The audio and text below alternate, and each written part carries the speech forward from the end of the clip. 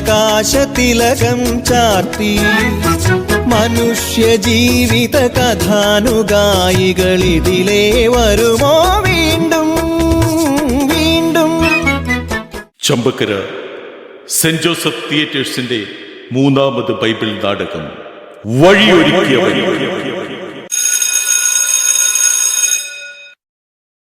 മരുഭൂമിയിൽ മുഴങ്ങി ദൈവവിളി, സത്യവഴി കാട്ടിയ ശബ്ദം നീ. ജോർദാൻ തീരത്തു ജലധാരയാൽ മനസ്സുകൾ കഴുകിയ ദാസൻ നീ. ഞാൻ കുറയണമെന്ന വിനയവാക്ക് മെസ്സിയ വരവിൻ മുൻസൂചന. പ്രകാശത്തിൻ മുൻപേ തെളിഞ്ഞ ദീപം സ്നാപക യോഹന്നാൻ വിശ്വാസഗാനം. മാനവ ഹൃദയങ്ങളിൽ പാപബന്ധം പൊട്ടിച്ച് ദൈവരാജ്യത്തിനായി വഴിയൊരുക്കിയവൻ നീ. മാനവ ഹൃദയങ്ങളിൽ പാപബന്ധം പൊട്ടിച്ച് ദൈവരാജ്യത്തിനായി വഴിയൊരുക്കിയവൻ നീ. കഥ സംവിധാനം സന്തോഷ് അറുപറയിൽ. നാടകരചന Sneha Pulinkunnu, Santhosh Aruparayil. Music Justin Xavier Kizhakkeparambil. Recording studio Genesis 1 sound studios Changanassery.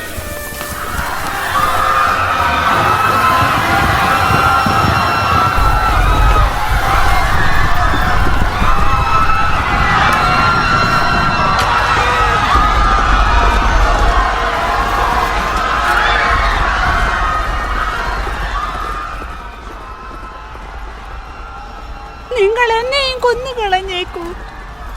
എന്റെ ഭർത്താവിനെ നിങ്ങളുടെ ആൾക്കാർ കൊന്നുകളഞ്ഞു. കുട്ടികൾ എവിടേക്കോ ഓടിപ്പോയി. അവർ ജീവനോടെ ഉണ്ടോ എന്ന് എനിക്കറിയില്ല. നിങ്ങൾ സമാധാനപ്പെടൂ. ഈ ഭ്രാന്ത് അവസാനിക്കുമ്പോൾ കുട്ടികളെ കണ്ടെത്താൻ ശ്രമിക്കാം.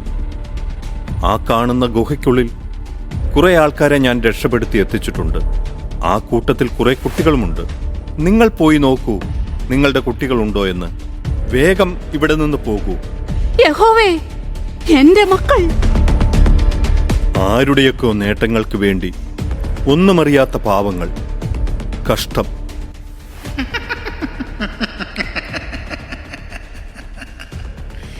ഈ റോമൻ സാമ്രാജ്യത്തിന്റെ തെരുവുകളിൽ ചുടുരക്തത്തിന്റെ ഗന്ധം, സ്വന്തം ജീവന് വേണ്ടി നിലവിളി കൂട്ടുന്ന ജനത.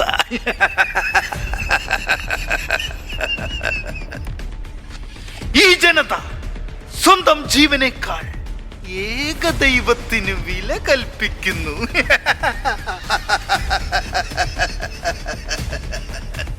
അതുകൊണ്ടെന്താ ഒരു പൂവടർന്നു വീഴുന്നത് പോലെയല്ലേ ഓരോ ജീവനുകളും ഈ തെരുവോരങ്ങളിൽ വീഴുന്നത്. എന്തൊരു സുഖമുള്ള കാഴ്ച.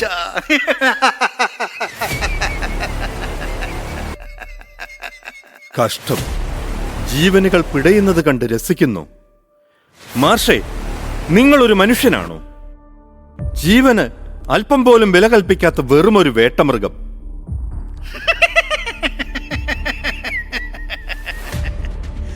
രാജാവിന്റെ പ്രധാന സൈന്യാധിപൻ, യുദ്ധത്തിൽ തലകൊയ്ത് അറപ്പുമാറിയവൻ, ഇപ്പോൾ മറ്റുള്ളവരുടെ ജീവന് വേണ്ടി വിലപിക്കുന്നു. കഷ്ടം. യുദ്ധം ചില സമയങ്ങളിൽ നമ്മുടെ രാജ്യത്തിന് വേണ്ടി അനിവാര്യം. ഇതെന്തിനു വേണ്ടി? ഒന്നുമറിയാത്ത നമ്മുടെ ജനതയെ കൊന്നു തള്ളുന്നു. നമ്മുടെ ജനതയോ? ഇവർ അഭയം തേടി വന്നവർ. ഇവർ നമ്മുടെ കാൽ കീഴിൽ നമ്മളെ അനുസരിച്ച് ഈ രാജ്യത്തിന്റെ നിയമങ്ങൾക്കനുസൃതമായി ജീവിക്കണം. റോമിൻസ്, ഇവർ എന്ത് തെറ്റാണ് രാജ്യത്തിന് വേണ്ടി ചെയ്തത്? അവർ അവരുടെ വിശ്വാസത്തിൽ ജീവിക്കുന്നതോ? ചക്രവർത്തിമാർ പോലും യഹോവയെ അംഗീകരിച്ചതല്ലേ? ശരിയായിരിക്കാം. പക്ഷേ നമ്മുടെ പൈതൃകത്തെ എന്തിന് നാം ഇല്ലാതാക്കണം? എനിക്കറിയാം റോമിൻസ്, നമ്മുടെ ആരാധനമൂർത്തികൾ വെറും ബിംബങ്ങളാണ് എന്ന്. പക്ഷേ ആ വിശ്വാസത്തെ നമ്മൾ തന്നെ വേണ്ടെന്ന് വെച്ചാൽ ഇവർ നമ്മെ ഭരിക്കും. അതുകൊണ്ട് ഇടയ്ക്കിടയ്ക്ക് ഇതുപോലെയുള്ള ലഹളകൾ ഇളക്കി വിടണം. അങ്ങനെ അവർക്ക് ഈ റോമൻ സാമ്രാജ്യത്തോട് ഭയമുണ്ടാകണം. ഭയന്ന് ജീവിക്കണം ഇനിയുള്ള നാൾ.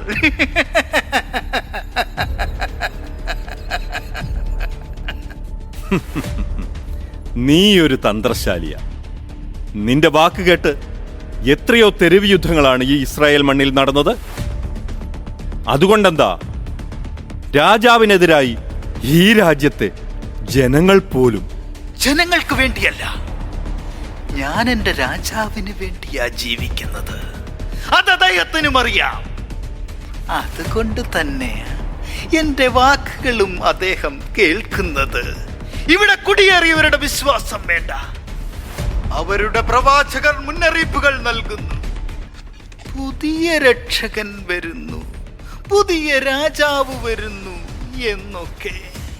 ഇതൊക്കെ കേട്ട് നമ്മുടെ രാജാവും അസ്വസ്ഥനാണ് റോമിൻ. എനിക്കറിയാം നീ ഒരു തന്ത്രശാലി തന്നെ. രാജാവിനെ കൊണ്ട് ഇത്രയൊക്കെ ക്രൂരത ചെയ്യിപ്പിക്കാൻ നിന്നെ കൊണ്ടേ കഴിയൂ. നിന്റെ തന്ത്രമല്ലേ ഹെറോദിയായെ കൊട്ടാരത്തിൽ എത്തിച്ചത്? താങ്കൾക്കറിയില്ലേ, ഈ കൊട്ടാരത്തിൽ ഏതറകളിലും കയറി ചെല്ലാനുള്ള അധികാരം ഈ മാർഷയ്ക്ക് അവകാശപ്പെട്ടതെന്ന്. പക്ഷേ മഹാരാജന്റെ മുൻപഗ്നി എൽപ്പിടെ അത് നിഷേധിച്ചു. അവർ എന്നെ വെറും ബാല്യക്കാരനാക്കി പുറത്തു നിർത്താൻ നോക്കി.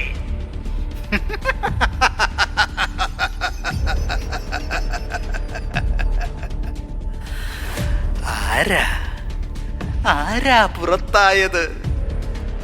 ഞാനോ രാജ്ഞിയോ?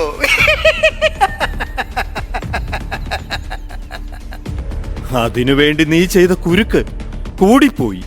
എന്ത് കുരുക്ക്? രാജാവ് തന്റെ സഹോദരനെ യുദ്ധത്തിനയച്ചത് എന്റെ തെറ്റാണോ? അദ്ദേഹം യുദ്ധത്തിൽ മരിച്ചു വീണത് എന്റെ തെറ്റാണോ?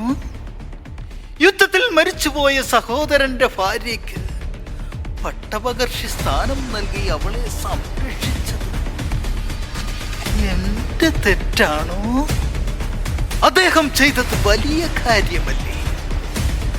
സഹോദരന്റെ ഭാര്യയെ സംരക്ഷിക്കുകയല്ലേ ചെയ്തത്?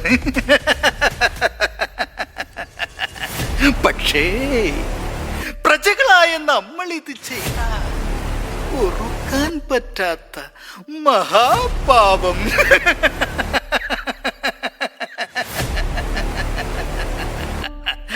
വരൂ സൈന്യാധിപ, നമുക്ക് ഈ തെരുവുകളിലൂടെ നടക്കാം. ഈ റോമൻ സാമ്രാജ്യത്തിന്റെ കീഴിലുള്ള പടയാളികളുടെ വീറും വാശിയും കാണണ്ടേ? വരൂ.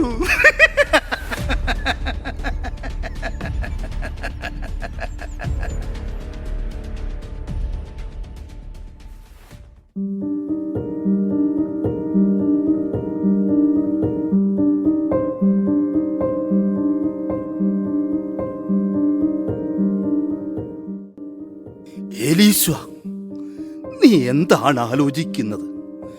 കുറച്ചധികം സമയമായി ഞാൻ നിന്നെ ശ്രദ്ധിക്കുന്നു. നിനക്കെന്താ പറ്റിയത്? ഒന്നുമില്ല, അങ്ങയുടെ തോന്നലാവാം. എലീശ്വ, എന്തിനാണ് നീ എന്നോട് മറയ്ക്കുന്നത്? നിന്റെ മുഖമൊന്നു മാറിയാൽ എനിക്ക് മനസ്സിലാകും. നമുക്കൊരു കുഞ്ഞുണ്ടായിരുന്നെങ്കിൽ. എലീശ്വ, മറക്കാൻ ഞാൻ പലവട്ടം ശ്രമിക്കുന്നുണ്ട്, പക്ഷേ സാധിക്കുന്നില്ല. അങ്ങയെ വേദനിപ്പിക്കാനായി പറഞ്ഞതല്ല, ഒരു കുഞ്ഞിനായി ഞാൻ അത്രമാത്രം കൊതിച്ചു. എനിക്ക് ആഗ്രഹമില്ലായിരുന്നുവെന്ന് നിനക്കെപ്പോഴെങ്കിലും തോന്നിയിട്ടുണ്ടോ എലീശ്വ? ദൈവഹിതപ്രകാരം എല്ലാം നിറവേറട്ടെ എന്ന് പറഞ്ഞ് സമാശ്വസിക്കാൻ ശ്രമിക്കുമ്പോഴും കെടാത്ത കനലുപോലെ നീറുകയാണ് എൻ്റെ ഉള്ളം. ഞാൻ ഒരിക്കലും അങ്ങയെ കുറ്റപ്പെടുത്തി സംസാരിച്ചതല്ല. സത്യത്തിൽ മറിയത്തിന്റെ വിവാഹത്തെ പറ്റി ആലോചിച്ചു തുടങ്ങിയപ്പോൾ അവളും നമ്മളെ വിട്ടു ദൂരേക്ക് പോകുമെന്ന് ഓർക്കാൻ തുടങ്ങിയപ്പോൾ ഇനിയും ആരും കൂട്ടിനില്ലാത്ത പോലൊരു തോന്നൽ. മനസ്സിനെ നിയന്ത്രിക്കാൻ എനിക്ക് സാധിച്ചില്ല. എന്റെ വാക്കുകൾ അങ്ങയെ വേദനിപ്പിച്ചെങ്കിൽ എന്നോട് ക്ഷമിക്കൂ. എലീശ്വ, നീ എന്നോട് മാപ്പ് ചോദിക്കുന്നു. നിന്നെ എനിക്കറിയില്ലേ? മറിയം അവൾ നമ്മുടെ കുഞ്ഞു തന്നെയല്ലേ? എത്ര വളർന്നാലും എത്ര ദൂരം പോയാലും അവൾ നമ്മുടെ കുഞ്ഞു മറിയം തന്നെ. പിന്നെ നിനക്ക് കൂട്ടിന് ഞാനില്ലേ? ദൈവം ഈ ഭൂമിയിൽ ആയുസ് തരുന്ന അവസാന നിമിഷം വരെയും നിനക്ക് കൂട്ടായി കാവലായി ഞാനുണ്ട്. ദൈവത്തിന് നമ്മെക്കുറിച്ചുള്ള പദ്ധതി അങ്ങനെ തന്നെ നിറവേറട്ടെ. എലീശ്വ, വരൂ, സമയമായി. ദേവാലയത്തിൽ ഇന്ന് ധൂപാർപ്പണം ചെയ്യേണ്ടത് ഞാനാണ്. എല്ലാവരും കാത്തിരിക്കുകയാവും.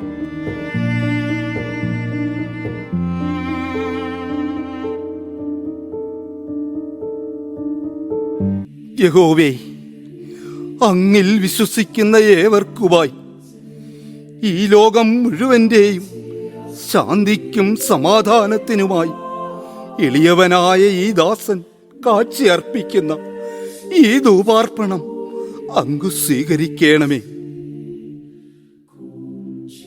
യഹോവേ, അങ്ങെന്നെ കാണുന്നില്ലേ? എന്നെ കേൾക്കുന്നില്ലേ? എന്റെ മനസ്സ് നീറുന്നത് കാണുന്നില്ലേ? എലീശ്വായുടെ മുൻപിൽ അഭിനയിക്കാൻ എന്നെ കൊണ്ടാവാതെ വരുന്നു. അവൾ ഒരു അമ്മയാവാൻ ആഗ്രഹിച്ചതുപോലെ തന്നെ ഒരുപക്ഷെ അതിനേക്കാൾ ഏറെ ഞാൻ ആഗ്രഹിച്ചിട്ടുണ്ട്. അപ്പാ എന്നൊരു വിളി കേൾക്കാൻ. അങ്ങയുടെ സന്നിധിയിൽ ഇന്നോളം ഞാൻ നീതിപൂർവം ജീവിച്ചു. ഇനിയും അങ്ങനെ തന്നെ ജീവിക്കും. ലോകത്തിന്റെ മുൻപിൽ ഒരപ്പനാകാൻ സാധിക്കാത്തത് എന്റെ കുറവാണ് ദൈവമേ. എന്റെ മനസ്സ് നോവിക്കുന്ന കുറവ്. എന്റെ എലീശ്വ, ഈ സമൂഹം അവളെ വന്ധ്യയെന്ന മുദ്ര കുത്തിക്കഴിഞ്ഞു. അവളുടെ ഹൃദയം നീറുമ്പോൾ പറഞ്ഞ് ആശ്വസിപ്പിക്കാൻ ഇനി എന്റെ പക്കൽ വാക്കുകളില്ല തമ്പുരാനെ. സക്കറിയ, നീ ഭയന്നു. ആരാണ് നീ? എന്റെ പേര് നിനക്കെങ്ങനെ അറിയാം? ദൈവസന്നിധിയിൽ നിന്റെ പേര് ചേർക്കപ്പെട്ടതല്ലേ സക്കറിയ? അപ്പോൾ പിന്നെ ഞാൻ നിന്നെ അറിയാതിരിക്കുമോ? സക്കറിയ, നീ ഭയപ്പെടേണ്ട. ഇനി ഞാൻ പറയാൻ പോകുന്ന കാര്യങ്ങൾ നീ പൂർണ്ണ ഹൃദയത്തോടെ സ്വീകരിക്കണം. ഞാനല്ല, എന്നിലൂടെ നിന്റെ യഹോവ തന്നെയാണ് നിന്നോട് സംസാരിക്കുന്നത്. സക്കറിയ, നിന്റെ പ്രാർത്ഥന കേട്ടിരിക്കുന്നു. നിന്റെ ഭാര്യ എലിസബത്തിൽ നിന്ന് ഒരു പുത്രൻ ജനിക്കും. നീ അവന് യോഹന്നാൻ എന്ന് പേരിടണം. നിനക്ക് ആനന്ദവും സന്തുഷ്ടിയുമുണ്ടാകും. അനേകർ അവന്റെ ജനനത്തിൽ ആഹ്ലാദിക്കുകയും ചെയ്യും. കർത്താവിന്റെ സന്നിധിയിൽ അവൻ വലിയവനായിരിക്കും. വീഞ്ഞോ മറ്റു ലഹരിപാനീയങ്ങളോ അവൻ കുടിക്കുകയില്ല. അമ്മയുടെ ഉദരത്തിൽ വെച്ചു തന്നെ അവൻ പരിശുദ്ധാത്മാവിനാൽ നിറയും. ഇസ്രായേൽ മക്കളെ അവരുടെ ദൈവമായ കർത്താവിലേക്ക് അവൻ തിരികെ കൊണ്ടുവരും. പിതാക്കന്മാരുടെ ഹൃദയങ്ങളെ മക്കളിലേക്കും അനുസരണമില്ലാത്തവരെ നീതിമാന്മാരുടെ വിവേകത്തിലേക്കും തിരിച്ചുവിടാനും സജീകൃതമായ ഈ ജനത്തെ കർത്താവിനു വേണ്ടി ഒരുക്കാനും ഏലിയായുടെ ചൈതന്യത്തോടും ശക്തിയോടും കൂടി അവൻ കർത്താവിന്റെ മുമ്പേ പോകും. അങ്ങെന്തൊക്കെയാണ് ഈ പറയുന്നത്? ഞാൻ ഇതെങ്ങനെ അറിയും? ഞാൻ വൃദ്ധനാണ്. എന്റെ ഭാര്യ പ്രായം കവിഞ്ഞവളും. സക്കറിയ, ഞാൻ ദൈവസന്നിധിയിൽ നിൽക്കുന്ന ഗബ്രിയേലാണ്. നിന്നോട് സംസാരിക്കാനും സന്തോഷകരമായി ഈ വാർത്ത നിന്നെ അറിയിക്കാനും ഞാൻ അയക്കപ്പെട്ടിരിക്കുന്നു.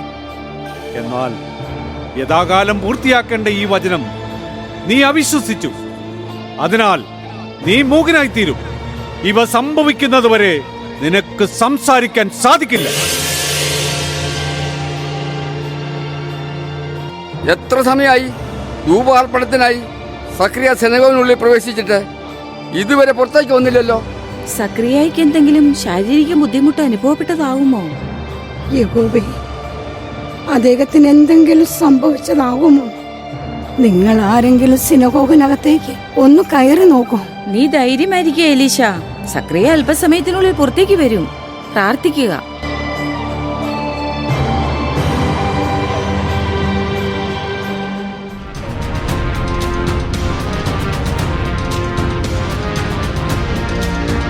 ഇതാ രാജ്യത്തിന്റെ സർവാധിപതിയായ ഹെറോദേസ് രാജാവ് എഴുന്നള്ളുന്നു.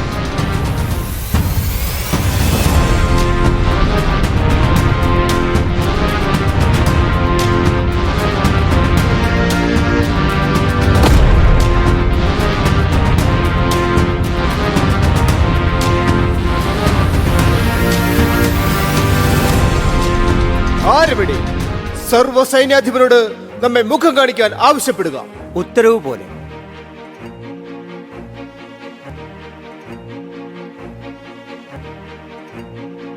എനിക്ക് താങ്കളിൽ നിന്ന് കുറച്ച് കാര്യങ്ങൾ അറിയുവാനുണ്ട്. പ്രഭു, ആജ്ഞാപിച്ചാലും. ജനങ്ങൾക്കിടയിൽ എന്തൊക്കെയോ അപസ്വരങ്ങൾ ഉള്ളതായി അറിഞ്ഞു. എന്താണ് സംഭവിച്ചത്? പ്രഭു, അത് എന്താണ് സൈന്യാധിപ? എന്തായാലും നമ്മോട് പറയൂ. അങ്ങയുടെ ജന്മദിനത്തോടനുബന്ധിച്ച് നിർമ്മിച്ച സ്വർണ്ണവിഗ്രഹം തന്നെയാണ് വിഷയം. ദേവാലയത്തിന് മീതെ സ്വർണ്ണവിഗ്രഹം സ്ഥാപിക്കാൻ ഞാനും മിക്കയും കൂടി ദേവാലയത്തിലെത്തി. പക്ഷേ കുറച്ച് യുവാക്കൾ എതിർത്തു. വിഗ്രഹം തട്ടിമറിച്ചിടാൻ പോലും ശ്രമിച്ചു. എന്റെ വിഗ്രഹം തട്ടിമറിച്ചിടാൻ മാത്രം ധൈര്യമുള്ള യുവാക്കളോ? ഇന്നോളമുള്ള യുദ്ധഭൂമിയിൽ പോലും ഇത്രയും ധൈര്യമുള്ള ആരെയും ഞാൻ കണ്ടിട്ടില്ല. ക്ഷമിക്കണം പ്രഭു, അത്ര മാത്രമല്ല സംഭവിച്ചത്.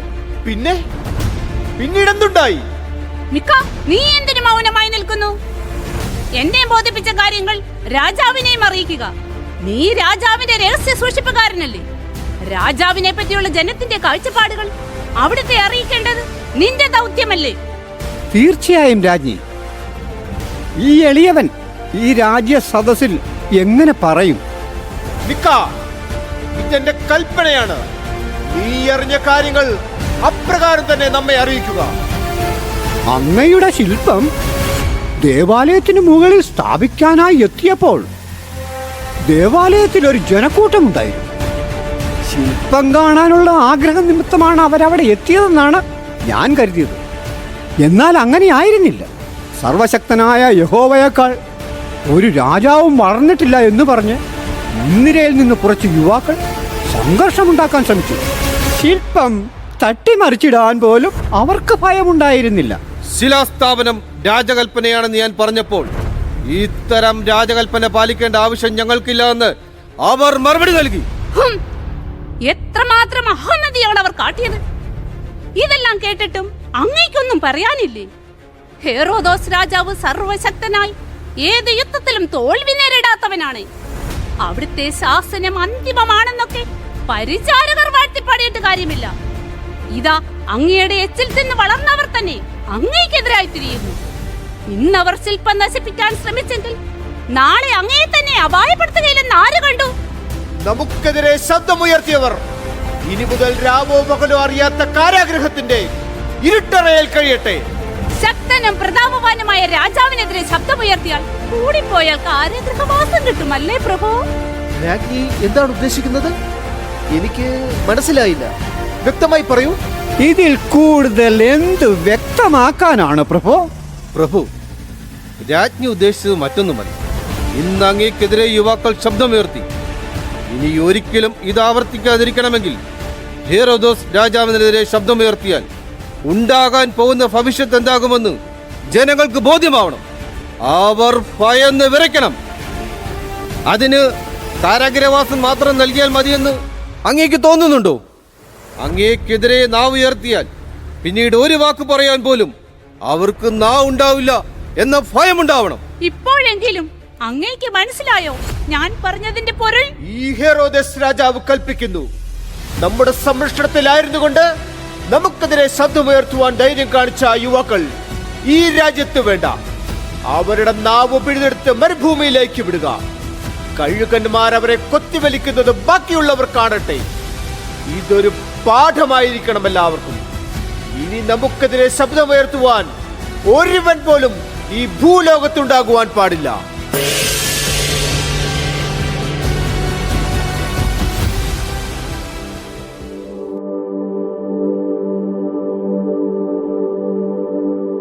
കർത്താവ് കരുണാമയനാണെന്ന് നാം ഒരിക്കൽ കൂടി ദർശിച്ചിരിക്കുന്നു. ഇതാ, ഒരു പുത്രനെ നൽകി ദൈവം സക്രിയായെയും എലീശായെയും അനുഗ്രഹിച്ചിരിക്കുന്നു. കർത്താവ് വലിയ കാരുണ്യം ചൊരിഞ്ഞിരിക്കുന്നു. നമുക്ക് പൂർണ്ണ ഹൃദയത്തോടെ ഇവരുടെ സന്തോഷത്തിൽ പങ്കുചേരാം. നമ്മുടെ വിധിപ്രകാരമുള്ള ശിശുവിന്റെ പരിച്ഛേദന കർമ്മത്തിലേക്ക് കടക്കാം. പിതാവിന്റെ പേരനുസരിച്ച് ശിശു സക്കറിയ എന്ന് വിളിക്കപ്പെടണം. സക്രിയ എന്നല്ല, ഇവൻ യോഹന്നാൻ എന്ന് വിളിക്കപ്പെടണം. ഞങ്ങളുടെ പുത്രനെ പറ്റിയുള്ള ദൈവഹിതം ഇതാണ്. ഏലീശ, നീ എന്തൊക്കെയാണ് ഈ പറയുന്നത്? നമ്മുടെ വിധിപ്രകാരം ശിശുവിന് പിതാവിന്റെ പേരാണ് നൽകുന്നത് എന്ന് നിനക്കറിയില്ലേ? യോഹന്നാൻ എന്ന പേര് നിന്റെയോ സക്രിയായുടെയോ ബന്ധുക്കളിൽ ആർക്കുമില്ലല്ലോ. പിന്നെ എങ്ങനെയാണ് ശിശുവിന് യോഹന്നാൻ എന്ന പേര് നൽകുന്നത്? ഇതെന്റെ മാത്രം തീരുമാനമല്ല, ഞങ്ങളുടെ ശിശുവിനെ പറ്റിയുള്ള ദൈവഹിതമാണ്. അദ്ദേഹത്തോട് ചോദിക്കൂ, അപ്പോൾ മനസ്സിലാവും.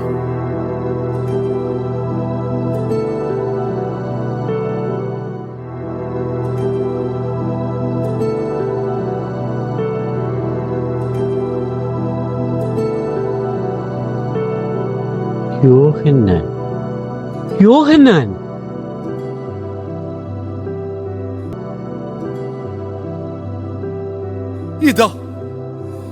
ഇതാ ഞാൻ സർവശക്തനായ ദൈവത്തെ പാടിപ്പുകഴ്ത്തുന്നു.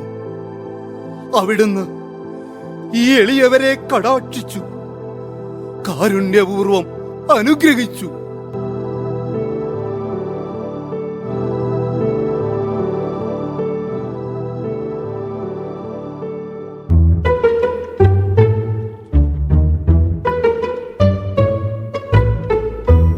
രാജ്ഞി, അങ്ങ് ഈ വേഷത്തിൽ അതീവ സുന്ദരിയായി കാണപ്പെടുന്നു.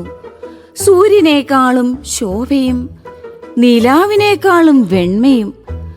അങ്ങയുടെ സൗന്ദര്യത്തെ തോൽപ്പിക്കാൻ ഈ ഭൂമിയിൽ മറ്റാരും കാണില്ല.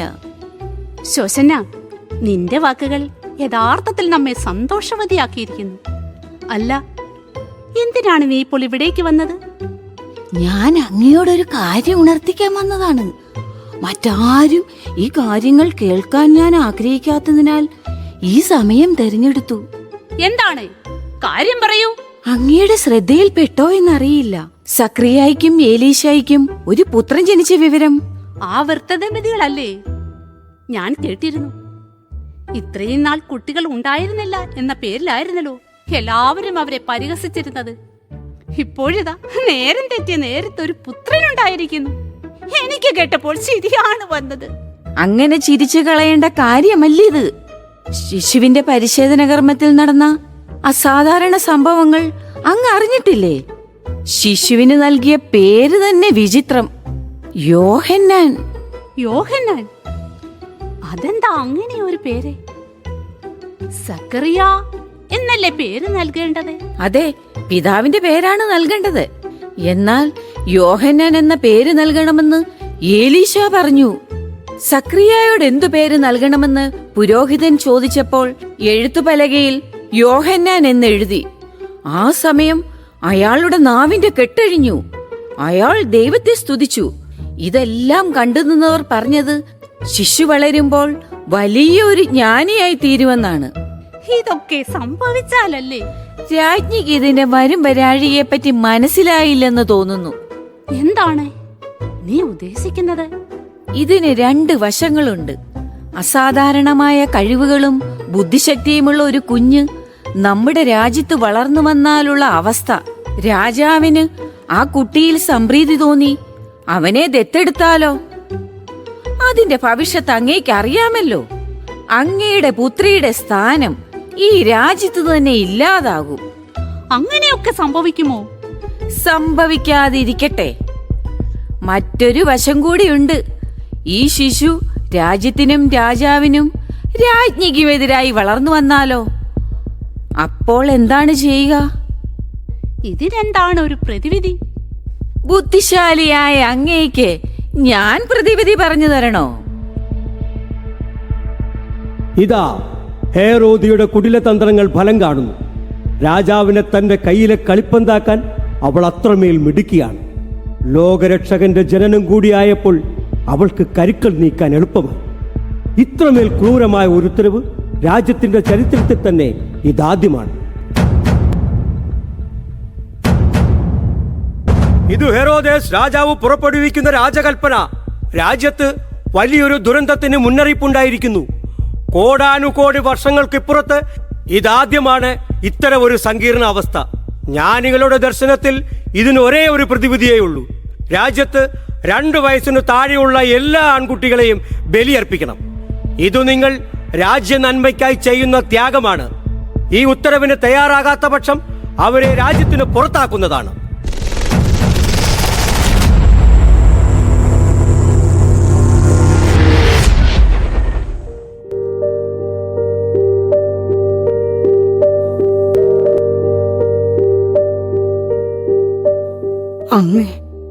അങ്ങ് എന്താണ് ഇങ്ങനെ ഇരിക്കുന്നത്? ഞാൻ നിസ്സഹായനാണ് എലീശ. എന്തു ചെയ്യണമെന്ന് എനിക്കറിയില്ല. മറ്റൊന്നും ചെയ്യാനില്ല. നമുക്കിവിടെ നിന്ന് പോകാം. എത്ര നാളത്തെ നമ്മുടെ പ്രാർത്ഥനയ്ക്കും കാത്തിരിപ്പിനും ഒടുവിൽ കിട്ടിയ പൊന്നോമനെയാണ് ഇവൻ. ഇവനെ ബലി കൊടുക്കാൻ അങ്ങ് തയ്യാറാണോ? രാജ്യത്തിന്റെ ശാപം മാറ്റാൻ ഒന്നും അറിയാത്ത കുഞ്ഞുങ്ങളുടെ ജീവൻ നൽകുകയാണോ വേണ്ടത്? സമ്മതിച്ചില്ലെങ്കിൽ രാജ്യത്തിന് പുറത്താക്കുമെന്നല്ലേ ഉത്തരവ്. അതിനായി കാത്തിരിക്കേണ്ട, നമുക്കിവിടെ നിന്ന് പോകാം. എവിടേക്കാണ് എലീശ നാം പോകുന്നത്? നിന്നെയും കുഞ്ഞിനെയും കൊണ്ടുപോകാൻ സുരക്ഷിതമായ ഒരു സ്ഥലമില്ല. നിങ്ങളെ അധ്വാനിച്ചു പോറ്റാനുള്ള ആരോഗ്യം പോലുമില്ലാത്ത ഒരുവനായിപ്പോയി ഞാൻ. പ്രായാധിക്യം എന്നെ തളർത്തുന്നു. ഞാൻ അവസരാണ് എലീശ. അങ്ങയുടെ സാന്നിധ്യം എന്നോടൊപ്പം ഉണ്ടായിരുന്നാൽ മാത്രം മതി. മറ്റൊന്നും ഞാൻ ആഗ്രഹിക്കുന്നില്ല. യഹോവ നമ്മെ വഴി നടത്തും, എനിക്ക് ഉറപ്പാണ്. അങ്ങ് സമ്മതിക്കണം. നമ്മുടെ കുഞ്ഞല്ലേ നമുക്ക് വലുതേ. ഇവനില്ലാതായാൽ പിന്നെ ഈ ഭൂമിയിൽ ഞാനുണ്ടാവില്ല. എലീശ, നമുക്ക് പോകാം. സന്ധ്യ മയങ്ങട്ടെ. ആരുടെയും ശ്രദ്ധയിൽപ്പെടാതെ പോകാം.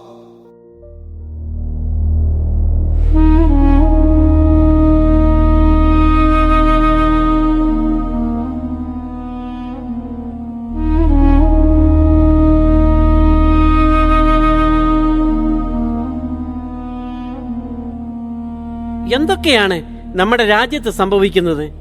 ഇതാ അസാധാരണനായ ഒരു മനുഷ്യൻ പ്രത്യക്ഷപ്പെട്ടിരിക്കുന്നു. അവന്റെ വസ്ത്രധാരണം തന്നെ വളരെ വിചിത്രം. വിചിത്രമെന്നൊന്നും പറയേണ്ട ആവശ്യമില്ല. ഒട്ടകരോമം കൊണ്ടുള്ള വസ്ത്രം, ഭക്ഷിക്കുന്നതോ വെട്ടിക്കിളികളെയും കാട്ടുതേനും. കാട്ടുവാസികളല്ലാതെ ആരെങ്കിലും ഇത്തരത്തിൽ പെരുമാറുമോ? അയാൾ തനി കാട്ടുവാസി തന്നെ. അറിയാത്ത കാര്യം പറയരുത്. ആ മനുഷ്യന്റെ പ്രസംഗം നീ കേട്ടിരുന്നുവോ? വെറും ഒരു കാട്ടുവാസിക്ക് ഇത്ര ആഴത്തിലും ബോധ്യത്തിലും സംസാരിക്കാൻ സാധിക്കുമോ? ഈ ലോകത്തിന്റെ കാര്യങ്ങളെ പറ്റിയല്ല, ദൈവരാജ്യത്തെ പറ്റിയാണ് അയാൾ സംസാരിക്കുന്നത്. അതെ, ഞാനും അത്ഭുതപ്പെട്ടു പോയി. ഒരു പ്രവാചകന്റെ സ്വരമായിട്ടാണ് എനിക്ക് അനുഭവപ്പെട്ടത്. പ്രവാചകനോ? നിങ്ങളൊക്കെ ഇത്ര വിഡ്ഢികളായി പോയല്ലോ. നിങ്ങൾ ഈ പറയുന്ന മനുഷ്യനെ ഞങ്ങൾ ആരും കണ്ടിട്ടില്ലല്ലോ. ഒരു വട്ടമേ അയാൾ പ്രത്യക്ഷപ്പെട്ടിട്ടുള്ളൂ. മരുഭൂമിയിൽ നിന്ന് വന്നവനാകാനാണ് സാധ്യത. ഇടിമുഴക്കം പോലെയായിരുന്നു അവന്റെ ശബ്ദം. അവന്റെ വാക്കുകളുടെ മൂർച്ചയും കണ്ണുകളിലെ തീക്ഷ്ണതയും നിമിത്തം അയാളുടെ മുമ്പിൽ നിൽക്കാൻ അന്ന് ഞങ്ങൾ ഭയപ്പെട്ടു. അല്പം അകലെ നിന്നാണ് ഞങ്ങൾ അയാളെ ശ്രവിച്ചത്. വീണ്ടും ഒരു കൂടിക്കാഴ്ച പിന്നീടൊട്ട് ഉണ്ടായിട്ടില്ല താനും.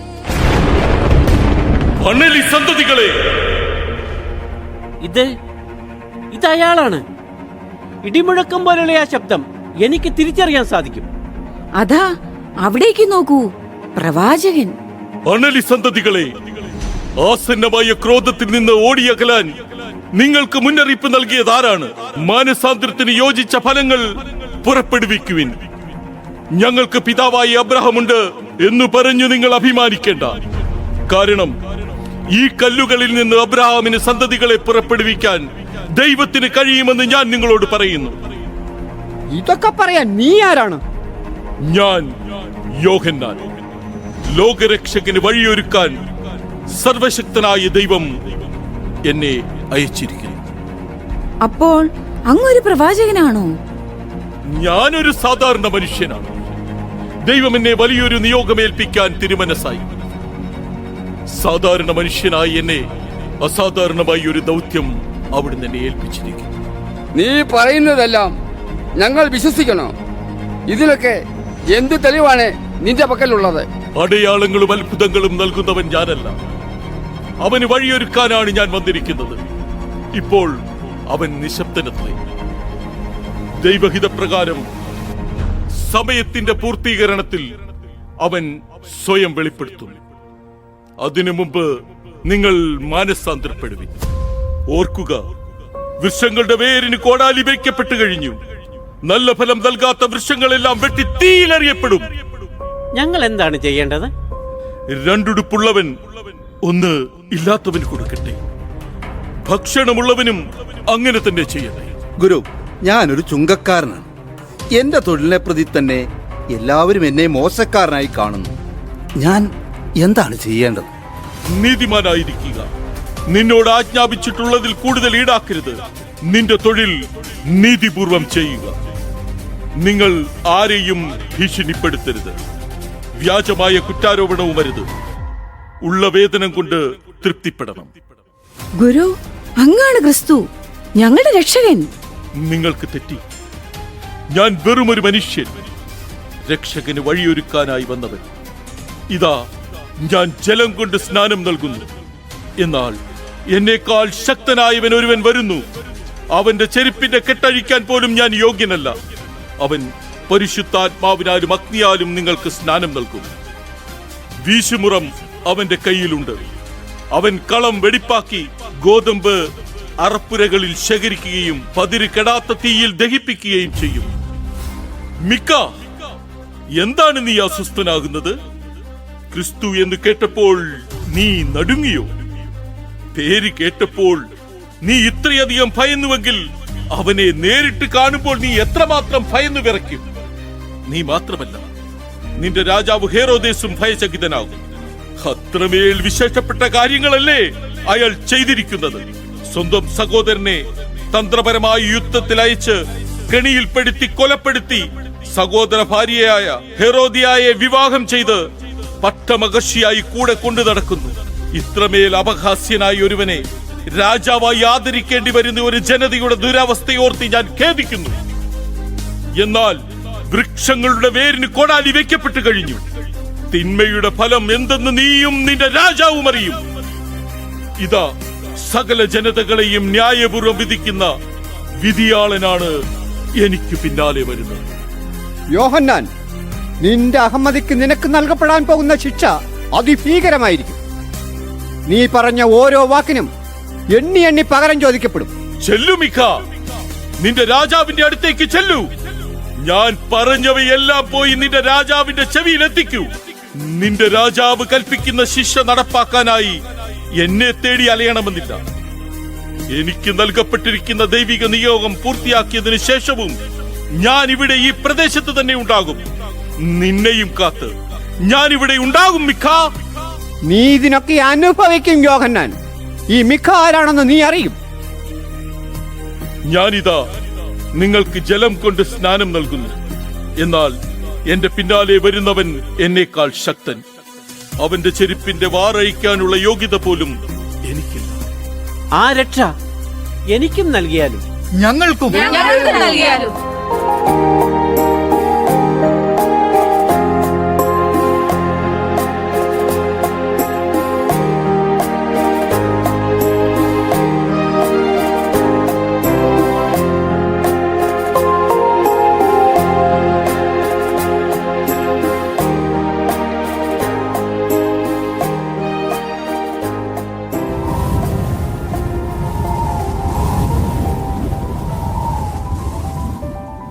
എനിക്ക് സ്നാനം നൽകുക.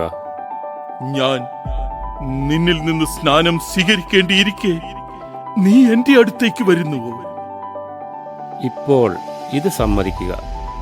അങ്ങനെ സർവനീതിയും പൂർത്തിയാക്കുക നമുക്കുചിതമാണ്. ഇതാ എന്നെ പറ്റിയുള്ള ദൈവിക നിയോഗം നിറവേറ്റുന്ന സമയമാണിതെന്ന് ഞാൻ തിരിച്ചറിയുന്നു.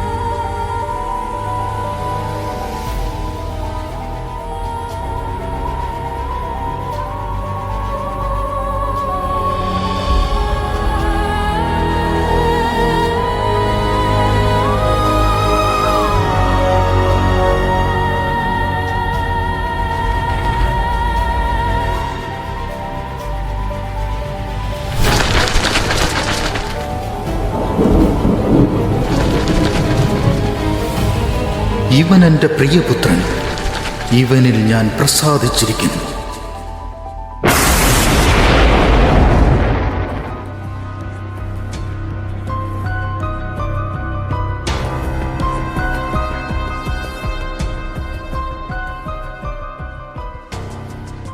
തെറ്റുപറ്റിയതാർക്കാണ്? നവജാത ശിശുക്കളെ കൊല്ലിക്കാൻ ആസൂത്രണം ചെയ്ത എനിക്കോ, അതോ കൽപ്പന പുറപ്പെടുവിച്ച രാജാവിനോ? അതുമല്ല, നിയോഗമേറ്റുപോയ പടയാളികൾക്കോ? ചെറിയൊരു പിഴവ് ദാ തിരികെ വന്നിരിക്കുന്നു. മാർഷേ, മാർഷേ, ഈ ദുരവസ്ഥയിൽ നിന്ന് എന്നെ രക്ഷിക്കണം.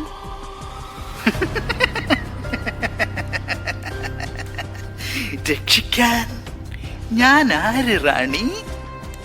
ഞാനും ഈ രാജ്യത്തെ ഒരു പ്രജയല്ലേ. രക്ഷിക്കേണ്ടവൻ അടുത്തുള്ളപ്പോൾ എന്നെ തേടി വന്നത്. രാജാവുണ്ടെങ്കിലും രാജാവിനെ ചലിപ്പിക്കുന്നത് അങ്ങല്ലേ? കേട്ടില്ലേ രാജാവിനെയും രാജ്ഞിയെയും കുറിച്ച് ഒരുവൻ തെരുവിൽ പ്രസംഗിക്കുന്നത്? കേട്ടിട്ട് ലജ്ജ തോന്നുന്നു. നമ്മുടെ ശരി മറ്റുള്ളവർക്ക് തെറ്റായി തോന്നും. നമ്മുടെ ഭാഗത്ത് തെറ്റുണ്ടെന്ന് നമുക്ക് ഉറപ്പുള്ളപ്പോഴാ മറ്റുള്ളവരുടെ പദപ്രയോഗങ്ങൾ കേൾക്കുമ്പോൾ വിഷമം തോന്നുന്നത് റാണി. ഇതുവരെ എത്താനുള്ള ഉപദേശങ്ങൾ തന്നത് അങ്ങ് തന്നെയാ. എന്നിട്ടും ഒന്നും അറിയാത്തതുപോലെ എന്നെ കുറ്റക്കാരിയാക്കുന്നു.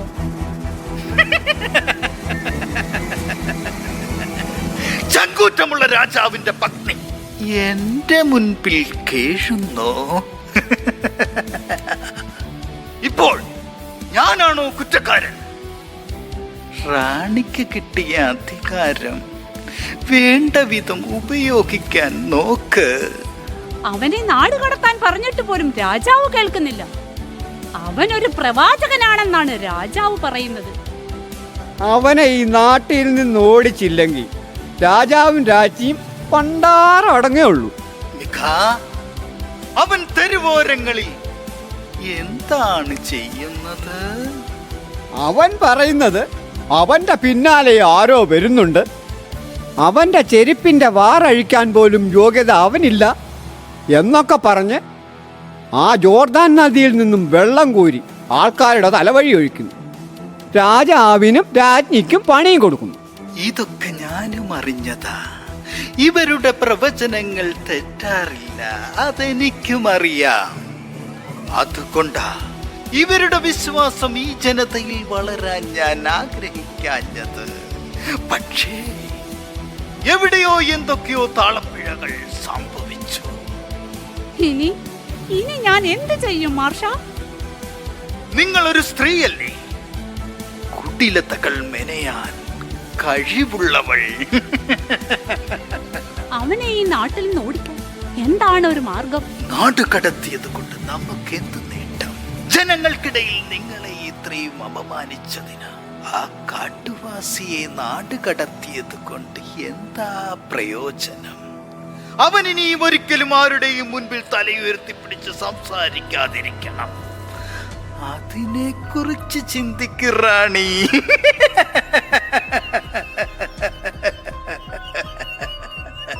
അങ്ങ് പറയുന്നത് കൊല്ലണമെന്നാണോ? നിനക്ക് കാര്യം പിടികിട്ടി, എന്നിട്ടും നമ്മുടെ രാജ്ഞിക്ക്.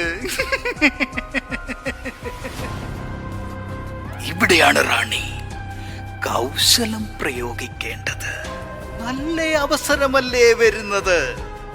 രാജാവിന്റെ പിറന്നാൾ ദിനം, അദ്ദേഹത്തെ സന്തോഷിപ്പിക്കാൻ നോക്ക്. നിന്റെ പുത്രി സലോമി നല്ല നൃത്തക്കാരിയല്ലേ? രാജാവിന് നൃത്തം ഒരു ഹരമാണ്. നൃത്തം ഇഷ്ടപ്പെട്ടാൽ രാജാവ് സമ്മാനങ്ങൾ വാഗ്ദാനം ചെയ്യും. ആ സമയം പറ്റിയ ആഗ്രഹം അദ്ദേഹത്തോട് പറ. അത് തള്ളിക്കളയാൻ അദ്ദേഹത്തിന് പറ്റില്ല. കാഞ്ഞ ബുദ്ധി തന്നെ. അതിന് തരൂ. കാര്യങ്ങളെല്ലാം ഭംഗിയായി നടന്നാൽ ഇനിയും വലിയ സമ്മാനങ്ങൾ അങ്ങേ തേടിയെത്തും. എന്റെ കണക്ക് കൂട്ടലുകൾ ഒരിടത്തും പിഴച്ചിട്ടില്ല. പക്ഷേ ചെറിയൊരു പിഴവ് സംഭവിച്ചു. അത് ഇതോടെ തീരും. യോഹന്നാൻ,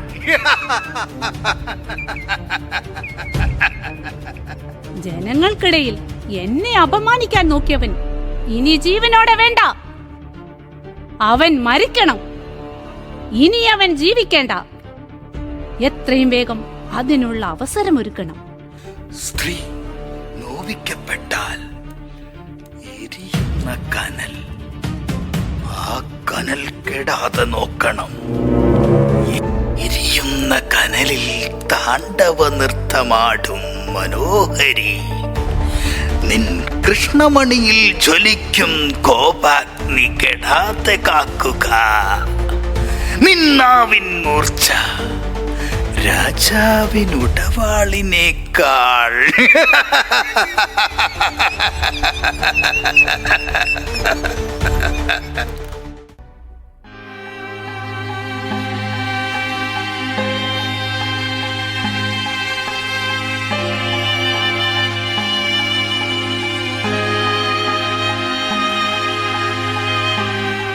മകനെ, എന്നെ വിട്ട് നീ എവിടേക്കാണ് പോകുന്നത്? അമ്മയെ വിട്ടു പോവുകയില്ല ഞാൻ. എൻ്റെ സമയം ആഗതമായിരിക്കുന്നു. എൻ്റെ പിതാവിനെ മഹത്വപ്പെടുത്തേണ്ടത് എൻ്റെ കടമയല്ലേ? ഇത്രയും നാൾ ഞാൻ നിശബ്ദനായിരുന്നു. എന്നാൽ ഇനി ഈ ലോകത്തിനു മുമ്പിൽ എൻ്റെ വാക്കിലും നോക്കിലും പ്രവൃത്തിയിലും ഞാൻ എൻ്റെ പിതാവിന് സാക്ഷ്യം നൽകേണ്ടിയിരിക്കുന്നു. നിനക്ക് എന്നോടൊപ്പമായിരുന്നുകൊണ്ട് നിന്റെ ദൗത്യം നിർവഹിക്കാമല്ലോ മകനെ. ഇത്രയും നാൾ ഞാൻ അങ്ങയോടൊപ്പം ആയിരുന്നില്ലേ അമ്മേ? ഞാൻ പറഞ്ഞില്ലേ, അങ്ങയെ ഉപേക്ഷിച്ച് പോവുകയല്ല. ഈ ലോകം മുഴുവനും സ്വർഗരാജ്യത്തിൻ്റെ സുവിശേഷം അറിയണം. അതിനായി ഞാൻ എൻ്റെ യാത്ര ആരംഭിച്ചേ മതിയാവൂ. ഈശോ,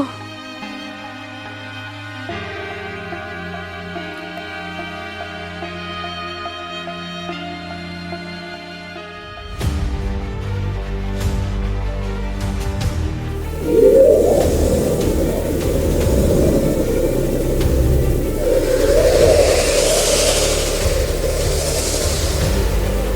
പിതാവേ, ഇതാ ഞാൻ എൻ്റെ പരസ്യ ജീവിതത്തിലേക്ക് കടക്കുന്നു. ഈ 40 ദിനരാത്രങ്ങൾ ഞാൻ അങ്ങയോടൊത്തായിരുന്നു. പ്രാർത്ഥിച്ചുപവസിച്ച് എൻ്റെ ദൗത്യം പൂർത്തിയാക്കാൻ അങ്ങെന്നെ ശക്തനാക്കണമേ.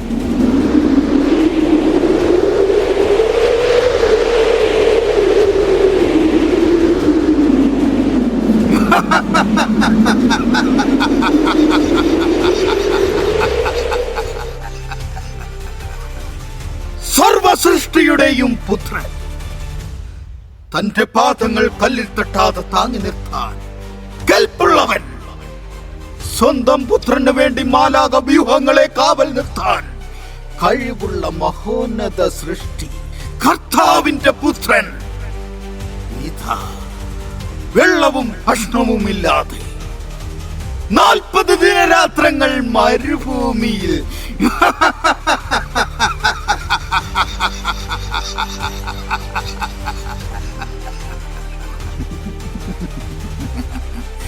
എന്താണ് ദൈവപുത്ര, നീ ആകെ ക്ഷീണിതനാണല്ലോ. മനുഷ്യരൂപം ഈ ഭൂമിയിൽ ഏറ്റുവാങ്ങിയിരിക്കുകയല്ലേ.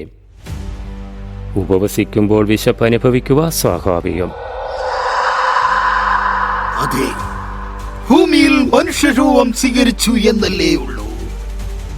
നീ ദൈവപുത്രനാണെങ്കിൽ ഈ കല്ലിനോട് അപ്പമാക്കാൻ കൽപ്പിക്കുക. മനുഷ്യപുത്രൻ അപ്പം കൊണ്ട് മാത്രമല്ല, ദൈവത്തിൻ്റെ നാവിൽ നിന്ന് പുറപ്പെടുന്ന ഓരോ വാക്കുകൊണ്ടുമാണ് ജീവിക്കുന്നത്. സമ്മതിച്ചു. എന്നോടൊപ്പം വരുന്നതിന് നീ തയ്യാറാണോ? വരൂ, പോകാം.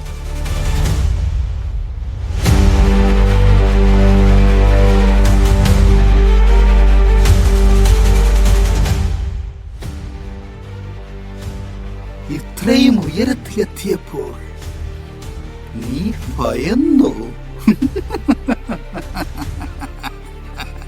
ഭയക്കാനും ഒളിക്കാനും ഞാൻ നീയല്ല ലൂസിഫർ. നീ ദൈവപുത്രനാണെങ്കിൽ താഴേക്ക് ചാടുക. നിന്നെ കുറിച്ച് അവൻ തന്റെ ദൂതന്മാർക്ക് കൽപ്പന നൽകും. നിന്റെ പാദം കല്ലിൽ തട്ടാതിരിക്കാൻ അവൻ നിന്നെ കൈകളിൽ താങ്ങിക്കൊള്ളും എന്നല്ലേ എഴുതപ്പെട്ടിരിക്കുന്നത് ദൈവപുത്ര.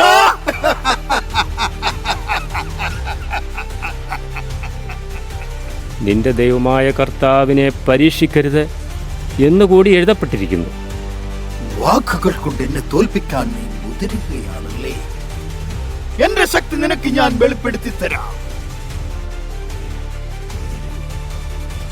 നോക്കൂ ദൈവപുത്ര, ഈ ലോകം മുഴുവൻ നിനക്കിപ്പോൾ കാണാൻ സാധിക്കും. നീ സാഷ്ടാംഗം പ്രണമിച്ച് എന്നെ ആരാധിച്ചാൽ ഇവയെല്ലാം ഞാൻ നിനക്ക് നൽകാം.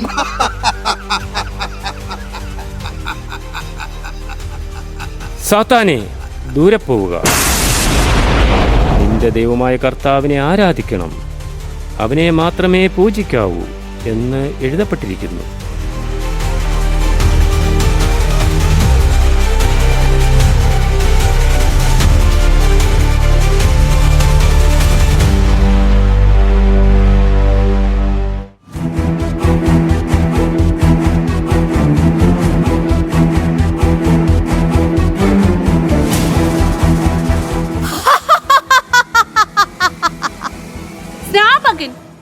വഴിയൊരുക്കാൻ വന്നവൻ എന്തു പറ്റി? ബന്ധനസ്ഥനായപ്പോൾ നിന്റെ വീറും വാശിയുമെല്ലാം കെട്ടുപോയോ? ഹെരോദിയ, നിന്റെ അഹങ്കാരം മതിയാക്കൂ. അധിക നാൾ നീ ഇനി അഹങ്കരിക്കില്ല. ഞാൻ എത്രയോ വട്ടം പറഞ്ഞു കഴിഞ്ഞു. വൃക്ഷങ്ങളുടെ വേരിന് കോടാലി വെക്കപ്പെട്ടു കഴിഞ്ഞു. നല്ല ഫലം നൽകാത്ത വൃക്ഷങ്ങളെല്ലാം വെട്ടി തീയിലെറിയപ്പെടും. ഇതിന്റെ പൊരുൾ എന്താണെന്ന് ഗ്രഹിക്കാനാവാത്ത നിന്നെ പറ്റി ഓർക്കുമ്പോൾ എനിക്ക് നിന്നോട് സഹതാപമാണ് തോന്നുന്നത്. ഹെരോദിയ, നീ ചെയ്തു കൂട്ടുന്ന തിന്മകളുടെ ആധിക്യം നീ അറിയാതെ പോകുന്നു. ദൈവസന്നിധിയിൽ നിന്റെ ഓരോ പാപവും എന്നേ എണ്ണപ്പെട്ട് കഴിഞ്ഞു. നീ തിന്മയുടെ ഒരു പടുവൃക്ഷമാണ്. വേരോടെ പിഴുതെറിയപ്പെട്ട് തീയിൽ ചാമ്പലാകുമ്പോഴേ നീ പഠിക്കൂ. ഓഹോ, ഇത്രയും വലിയ എന്ത് പാവമാണാവോ ഞാൻ ചെയ്തിരിക്കുന്നത്? ഇത്രയും നീ പ്രസംഗിച്ചില്ലേ? അതുകൂടി പറയാനുള്ള ധൈര്യമുണ്ടോ നിനക്ക്? വ്യഭിചാരം! സ്വന്തം ഭർത്താവിന്റെ സഹോദരനെ പ്രണയം നടിച്ചു വശത്താക്കി രാജാവിന്റെ പട്ടമഹർഷിയായി വാഴണമെങ്കിൽ ഭർത്താവിനെ തന്നെ ഇല്ലാതാക്കണമെന്ന് ഉറപ്പിച്ച് അതിനായി ഗൂഢതന്ത്രങ്ങൾ മെനഞ്ഞ് അത് രാജാവിനെ കൊണ്ട് സാധ്യമാക്കി. ഒടുവിൽ ഒട്ടും ലജ്ജയില്ലാതെ ഭർതൃ സഹോദരനെ വിവാഹം ചെയ്തു. ഇതിന് വ്യഭിചാരമെന്നല്ലാതെ മറ്റെന്താണ് പറയേണ്ടത്? മിക്ക, കൊണ്ടുപോകൂ ഇവനെ കൊണ്ടുപോയ കാരാഗ്രഹത്തിൽ അടയ്ക്കൂ. യോഹന്നാൻ, ഇനി നീ ശബ്ദമുയർത്തില്ല. ഈ ഹെറോദിയ ആരാണെന്ന് നീ അറിയും.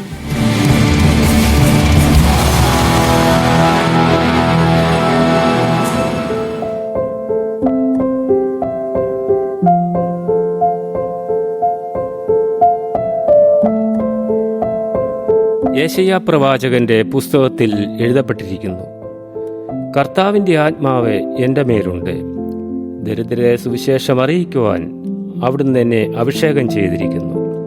ബന്ധിതർക്ക് മോചനവും അന്ധർക്ക് കാഴ്ചയും അടിച്ചമർത്തപ്പെട്ടവർക്ക് സ്വാതന്ത്ര്യവും കർത്താവിന് സ്വീകാര്യമായ വത്സരവും പ്രഖ്യാപിക്കാൻ അവിടുന്ന് എന്നെ അയച്ചിരിക്കുന്നു. നിങ്ങൾ കേട്ടിരിക്കെ തന്നെ ഇന്ന് ഈ തിരുവെഴുത്ത് നിറവേറിയിരിക്കുന്നു. റാഫേൽ, എഴുന്നേറ്റ് നടുവിലേക്ക് വന്നു നിൽക്കൂ. റാഫേൽ, ഞാൻ നിന്നെ തന്നെയാണ് വിളിച്ചത്. വരൂ, ഇവിടെ വന്നു നിൽക്കൂ. സാപത്തിൽ നന്മ ചെയ്യുന്നതോ തിന്മ ചെയ്യുന്നതോ, ജീവൻ രക്ഷിക്കുന്നതോ നശിപ്പിക്കുന്നതോ, ഏതാണ് നിയമാനുസൃതം? നിങ്ങളുടെ ഹൃദയം ഇത്രമാത്രം കഠിനമായി തീർന്നിരിക്കുന്നുവോ? റാഫേൽ, കൈ നീട്ടുക. ഗുരു, ഗുരു, ദാ നോക്കൂ, എന്റെ കൈ സുഖപ്പെട്ടിരിക്കുന്നു. എന്നെയല്ല റാഫേൽ, ഹൃദയകാഠിന്യ നിമിത്തം കാഴ്ച നഷ്ടപ്പെട്ട ഈ ജനത്തെ കാണിക്കൂ. ഗുരു, അവിടുന്ന് ആരാണ്? എന്ത് മായാജാലമാണ് നീ കാട്ടിയത്? ഞങ്ങൾ കാത്തിരുന്ന രക്ഷകൻ നീയാണോ? എല്ലാ മഹത്വവും അവിടുത്തേക്ക് നൽകുക. നിങ്ങൾ ഈ ശിശുക്കളെ നോക്കുവിൻ, ഇവരെ പോലെ നിഷ്കളങ്കരാകുവിൻ. ദൈവരാജ്യം ഇവരെ പോലെയുള്ളവരുടേതാണ്. സത്യം സത്യമായി ഞാൻ നിങ്ങളോട് പറയുന്നു, ശിശുവിനെ പോലെ ദൈവരാജ്യം സ്വീകരിക്കാത്ത ആരും അതിൽ പ്രവേശിക്കുകയില്ല. എന്തെന്നാൽ മനുഷ്യരുടെ മുമ്പിൽ ഏറ്റവും വലിയവൻ ദൈവരാജ്യത്തിൽ ഏറ്റവും ചെറിയവനായിരിക്കും.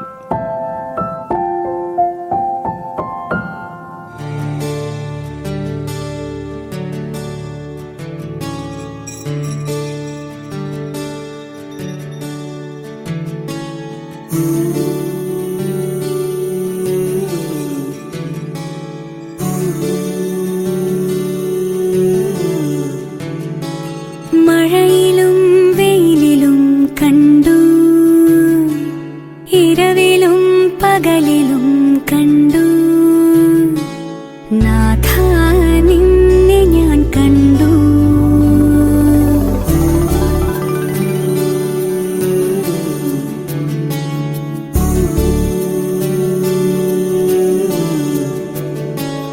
കരുണയായി കടലിലും കണ്ടു, വചനമായി തിരയിലും കണ്ടു, നാഥ നിന്നെ ഞാൻ കണ്ടു.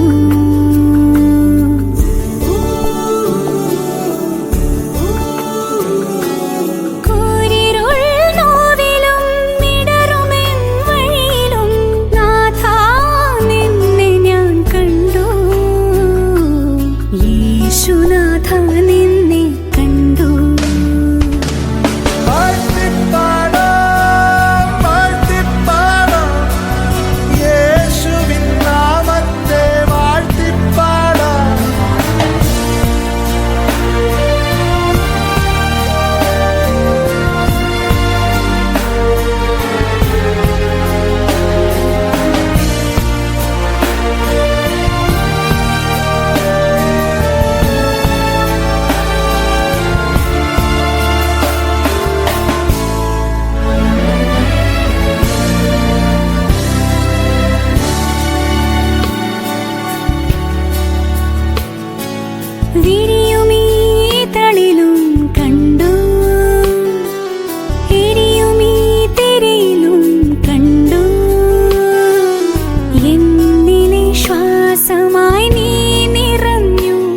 എന്നാത്മാവിൻ നാളമായി നീ തെളിഞ്ഞു.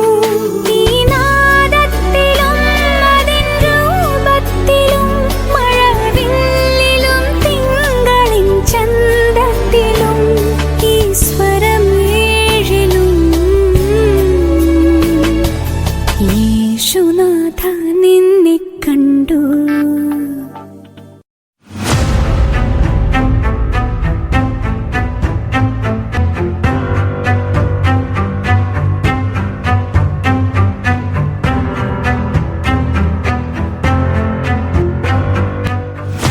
ഹെറോദേസ് രാജാവിന്റെ ജന്മദിനാഘോഷത്തിലേക്ക് ക്ഷണം സ്വീകരിച്ചെത്തിച്ചേർന്ന അയൽ രാജ്യത്തെ ബഹുമാന്യരായ എല്ലാ രാജാക്കന്മാർക്കും ഞങ്ങളുടെ രാജ്യത്തേക്ക് സ്വാഗതം. ഹെറോദേസ് രാജാവും തന്റെ പ്രിയപത്നി ഹെറോദിയായും രാജ്യസഭയിലേക്ക് എഴുന്നള്ളുന്നു.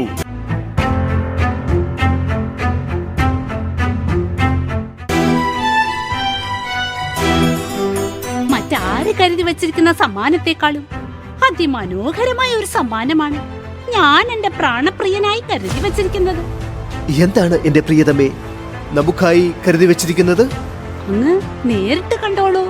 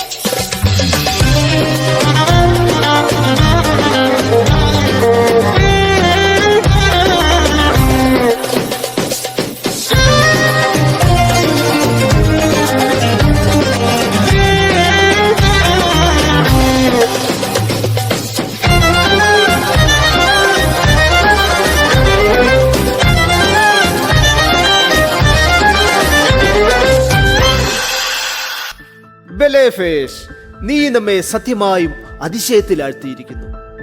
എത്ര ചടുലമാണ് നിന്റെ ചുവടുകൾ! അഴകാർന്ന ഒരു മയിൽ ചിറക് വിടർത്തി നൃത്തമാടുന്നത് പോലെ എത്രയോ മനോഹരം. അതെ, ഇത്ര മനോഹരമായ ഒരു നൃത്തം ഇതിനു മുൻപ് നാം കണ്ടിട്ടില്ല. പ്രഭു, ഈ മനോഹരമായ നൃത്തത്തിന് യുവറാണിയെ അണിയിച്ചൊരുക്കിയ രാജ്ഞിയും പ്രശംസ അറിയിക്കുന്നില്ലേ? തീർച്ചയായും. എവിടെ എന്റെ പ്രാണപ്രിയ ഹെറോദിയ? എന്റെ അരികിലേക്ക് വരൂ. ഇതാ ഞാൻ അങ്ങയുടെ അരികിൽ തന്നെയുണ്ട്. എന്റെ പ്രിയേ, നാം എത്രമാത്രം ഭാഗ്യവാനാണ്. നിന്നെപ്പോലെ ഒരു പത്നിയെ ലഭിക്കുവാൻ നാം എന്ത് പുണ്യമാണ് ചെയ്തിരിക്കുന്നത്? പറയൂ, നിനക്കെന്താണ് നാം തരിക? അങ്ങയുടെ സ്നേഹം മാത്രം മതി എനിക്ക്. ഇനി അങ്ങേക്ക് മനസ്സാകുമെങ്കിൽ നമ്മുടെ പുത്രിക്ക് എന്തെങ്കിലും ഒരു കൊച്ചു സമ്മാനം നൽകുക. അത്രമാത്രം അവൾ ഇന്നത്തെ ദിവസത്തിനായി തയ്യാറെടുത്തു. തീർച്ചയായും. പുത്രി, ഇവിടെ വരൂ. പറയൂ, എന്താണ് നിനക്ക് സമ്മാനമായി വേണ്ടത്? മടി കൂടാതെ നിനക്ക് ആവശ്യപ്പെടാം. ഞാനല്ലേ ചോദിക്കുന്നത്. നീ എന്ത് ചോദിച്ചാലും നാം നൽകും. അത്രമേൽ സന്തോഷവാനാണ് ഇന്ന് നാം. പ്രഭു, എനിക്കായി ആഗ്രഹങ്ങൾ ഒന്നുമില്ല. എല്ലാം എൻ്റെ അമ്മയുടെ ഇഷ്ടാനുസരണം മതി. ശരി, അങ്ങനെയാകട്ടെ. നീ നിന്റെ അമ്മയോട് തന്നെ ചോദിക്കൂ. അമ്മേ, ഞാൻ എന്താണ് ആവശ്യപ്പെടേണ്ടത്?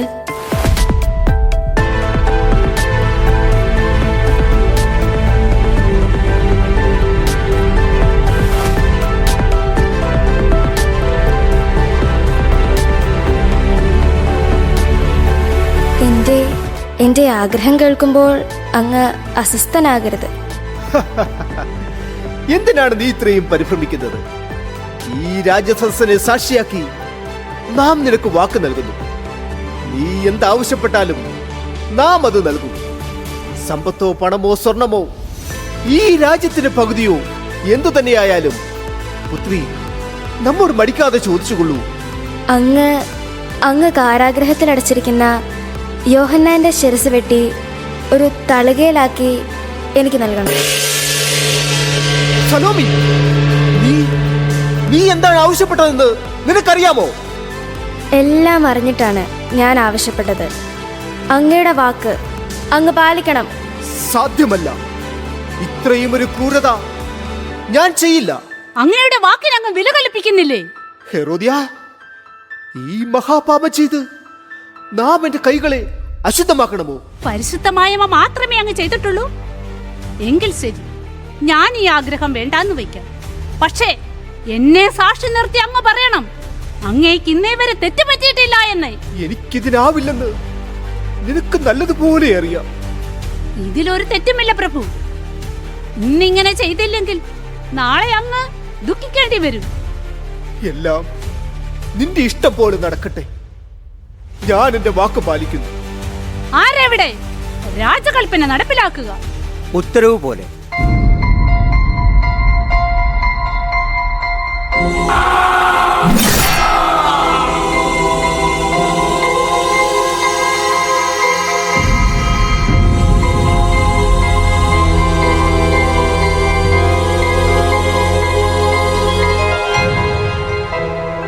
സ്നാപക യോഹന്നാൻ, ഉടലില്ലാത്ത ശിരസിനോ ശിരസില്ലാത്ത ഉടലിനോ എന്ത് ചെയ്യാനാകും?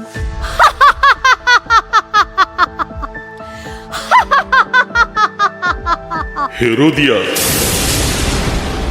എന്റെ ദൗത്യം പൂർത്തിയാക്കാൻ ഈ ദേഹമോ ദേഹിയോ എനിക്ക് ആവശ്യമില്ല. ഇതെന്റെ മരണമല്ല, പുനർജീവിതമാണ്. ദൈവരാജ്യത്തിന് വഴിയൊരുക്കാൻ അനേകരുടെ രൂപത്തിൽ ഞാൻ ഇനിയും വരും.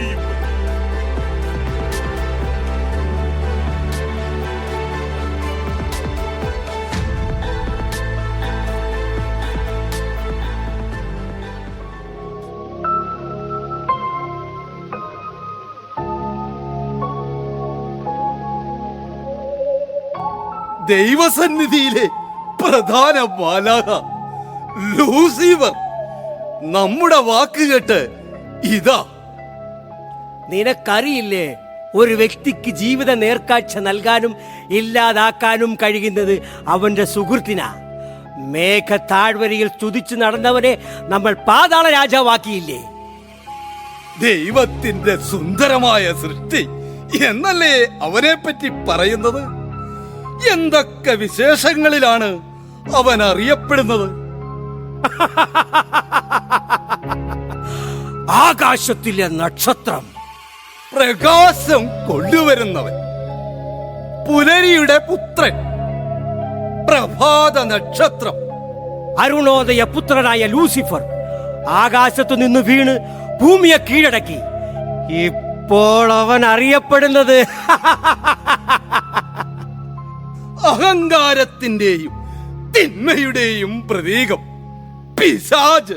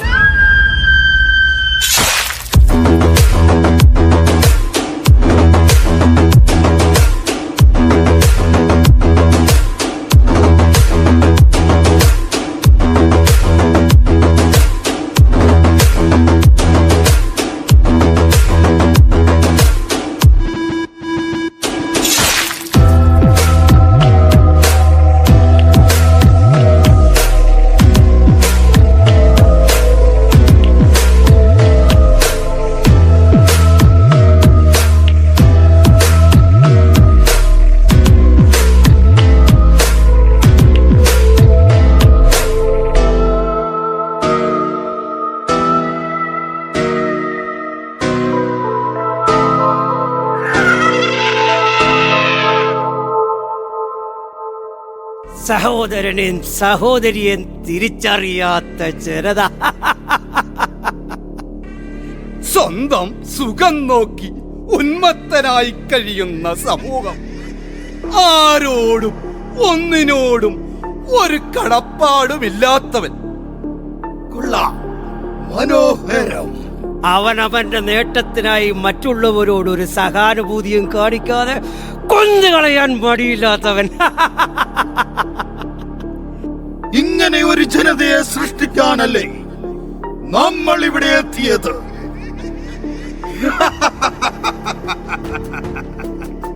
സ്നാപക യോഹന്നാൻ, ലോകരക്ഷകന് വഴിയൊരുക്കാൻ വന്നവൻ, എന്ത് സംഭവിച്ചു എന്ന് ഇപ്പോൾ നിങ്ങൾക്ക് മനസ്സിലായില്ലേ? തല വെട്ടിയെടുക്കപ്പെട്ടവനെ എന്തിനു കൊള്ളാം? അപ്പോൾ രാജ്ഞി കേട്ട ശബ്ദമോ? അത് വെറും ഒരു മിഥ്യാധാരണ. ഈ ലൂസിഫറിനെതിരെ ഒരു ശബ്ദവും ഉയരില്ല. സ്വർഗീയ കവാടം എന്റെ മുൻപിൽ അടയ്ക്കപ്പെട്ട അന്ന് ഞാൻ ഉറപ്പിച്ചതാണ്, ഭൂമിയിൽ പാപത്തിന്റെ വിത്തുകൾ വിതയ്ക്കുമെന്ന്. ആദ്യ മനുഷ്യരായ ആദത്തിനെയും ഹവ്വായെയും പ്രലോഭിപ്പിച്ച് ആദ്യ പാപം ചെയ്യിച്ചതും ഹെരോദിയായിലൂടെ ഹെരോദേസിനെ കൊണ്ട് സ്നാപകന്റെ തലയർത്തതും ഞാൻ തന്നെ. അതുകൊണ്ടൊന്നും തീരുന്നില്ല. നിങ്ങൾ ചുറ്റും നോക്കൂ. ഇന്നിന്റെ ലോകത്ത് പെരുകുന്ന എല്ലാ പാപങ്ങളും ഞാൻ തന്നെയാണ് മെനയുന്നത്. മനുഷ്യർ എന്റെ കയ്യിലെ വെറും കളിപ്പന്തുകളാണ്.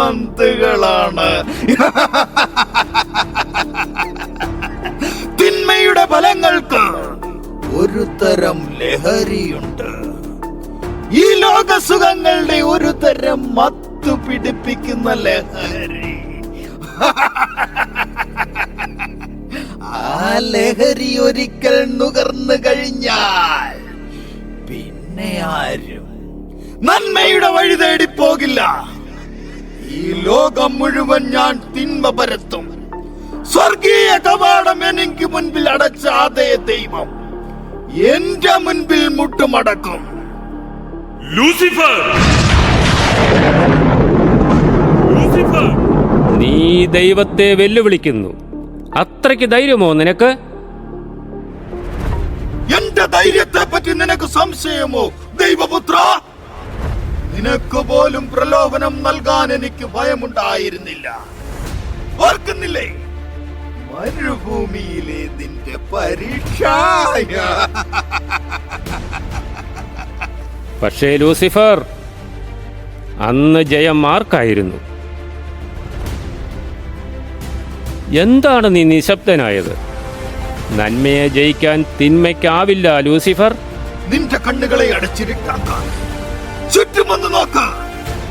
അപ്പോൾ നിനക്ക് മനസ്സിലാകും ഈ ലൂസിഫറിന് എന്തെല്ലാം സാധിക്കുമെന്ന്. ഇരുള് മൂടിയത് എന്റെ കണ്ണുകൾക്കോ അതോ നിന്റെ കണ്ണുകൾക്കോ? നീ തന്നെ നോക്കി പറയൂ ലൂസിഫർ. എവിടെ എവിടെ ഞാൻ സൃഷ്ടിച്ച തിന്മയുടെ ഈ ലോകം? അത് തന്നെയാണ് എന്റെയും ചോദ്യം. എവിടെ നിന്റെ തിന്മയുടെ ലോകം? മനുഷ്യപുത്രന്റെ നിഴല് കണ്ടാൽ ഇല്ലാതാകുന്നതേയുള്ളൂ നീ സൃഷ്ടിച്ച ഈ തിന്മയുടെ ലോകം എന്ന് നിനക്കിപ്പോൾ മനസ്സിലായില്ലേ? നീ ക്രോധത്തോടെ അലറിയാൽ ഭയന്ന് വിറയ്ക്കുന്നവനല്ല ഞാൻ. നിന്റെ മുമ്പിൽ നിൽക്കുന്നത് സർവശക്തനായ ദൈവത്തിൻ്റെ പുത്രനാണ്, ലോകരക്ഷകനാണ്. ഒരിക്കലേ ഞാൻ ചാട്ട കൈകളിൽ എടുത്തിട്ടുള്ളൂ, എൻ്റെ ആലയം കച്ചവട സ്ഥലമാക്കിയവരെ അടിച്ചോടിക്കാൻ. അന്നെടുത്ത ചാട്ട ഇന്ന് നീ എൻ്റെ കൈകളിൽ വീണ്ടും പിടിപ്പിച്ചു. എൻ്റെ ജനത്തിന് വഴികാട്ടാൻ ഞാൻ പ്രവാചകന്മാരെ അയച്ചിട്ടുണ്ട്. സ്നാപകൻ ഇനിയും പുനർജനിക്കും, പല രൂപത്തിൽ പല ഭാവത്തിൽ. തിന്മയുടെ പ്രലോഭനങ്ങൾ നൽകാനേ നിനക്ക് സാധിക്കൂ ലൂസിഫർ. നന്മയെ തിന്മ കൊണ്ട് ജയിക്കാൻ നിനക്കാവില്ല. നിന്റെ ആ ശ്രമങ്ങളിൽ നിന്ന് എൻ്റെ ജനത്തെ രക്ഷിക്കാൻ ഓരോ കാലവും സ്നാപകന്മാർ വന്നുകൊണ്ടേയിരിക്കും. പിന്നെ തിന്മയെന്ന നിന്നെ അടിച്ചോടിക്കാൻ ചാട്ടവാറെടുക്കേണ്ടടുത്ത് ഞാനതെടുത്തിരിക്കും.